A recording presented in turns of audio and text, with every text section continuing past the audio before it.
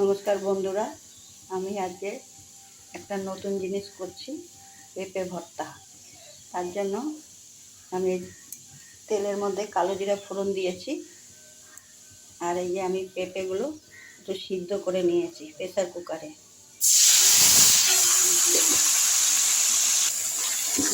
পেঁপেটা আমার নাড়া হয়ে গেছে।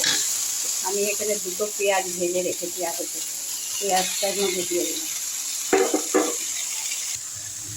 আমি এখানে একটা গোটা রসুন আছে, ভেজে রেখেছিলাম তেলে, আর 3টে শুকনো লঙ্কা তেলে ভেজে রেখেছিলাম। এটা একটু আমি নুন দিয়ে ডলে এর মধ্যে দিয়ে দেবো, রসুন দিয়ে আর শুকনো লঙ্কা দিয়ে। দেখুন রসুনটা আর লঙ্কাগুলো ডলে নিয়েছি, এর মধ্যে নুন দিয়ে, আর পেঁয়াজ ভাজার সময় নুন দিয়েছিলাম, এগুলো আমি আর নুন দিলাম না।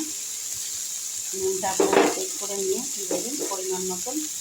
আর ঝালটাও যদি বেশি খান ভাতটাকে একটু বেশি ঝাল হলে ভালোই লাগে।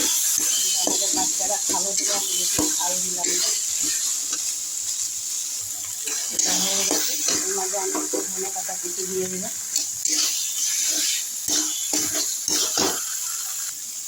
এর মধ্যে একটু কাঁচা সর্ষের তেল দিয়ে দিলাম। আমার রান্না কমপ্লিট। পেঁপে ভর্তা এই দেখুন হয়ে গেছে। এরকম করে বানিয়ে খাবেন।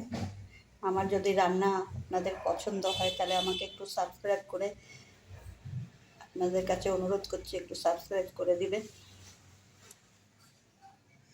লাইক দিবেন, তাহলে আমারও রান্না করতে একটু উৎসাহ লাগবে।